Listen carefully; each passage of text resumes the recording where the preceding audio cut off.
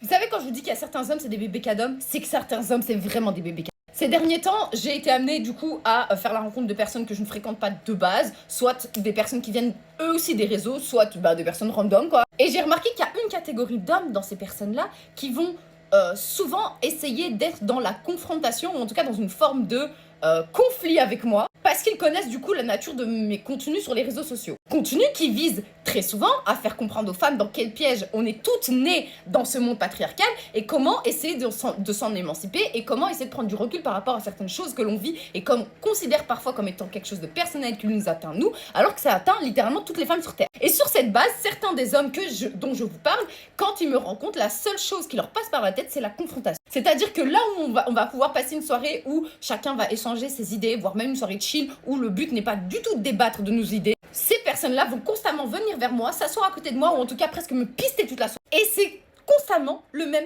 genre d'homme. Ça va être souvent des hommes qui déjà de base sont hyper misogynes, mais le cachent derrière cette fameuse excuse de ouais mais non mais en fait c'est pas ça du tout, c'est parce que toutes les femmes sont pas parfaites. On a bien compris que toutes les femmes n'étaient pas parfaites. Est-ce que ça justifie le fait que toute la soirée tu as juste envie de te battre avec moi? Voilà.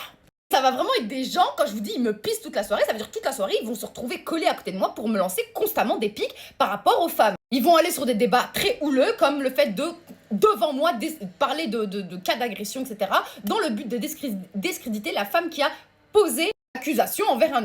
Ils vont très souvent aussi parler de sujets très sensibles comme par exemple les violences conjugales pour encore une fois tourner ces femmes-là qui ont ouvert leur parole sur les violences qu'elles subissent pour les tourner au ridicule encore une fois. Et c'est là que vous voyez bien que les hommes n'en ont strictement rien à foutre de la condition de la femme, surtout ce genre d'homme-là précisément. Parce qu'au lieu de se remettre en question et de comprendre que ce ne sont pas des sujets dont on peut rire parce que c'est des réelles souffrances que des milliers, des milliards de femmes subissent à travers cette planète, étant donné que mes contenus sont très souvent veulent très souvent pousser les hommes à se rendre compte qu'ils sont, entre guillemets, responsables de la condition de la femme aujourd'hui, non.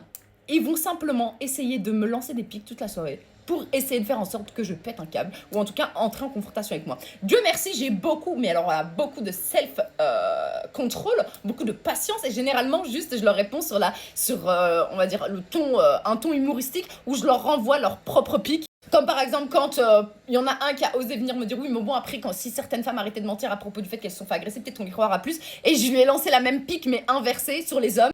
Par exemple si les hommes arrêtaient peut-être d'agresser les femmes, peut-être que les femmes fermeraient leur bouche et parleraient moins d'agression. Mais voilà, vraiment le ridicule.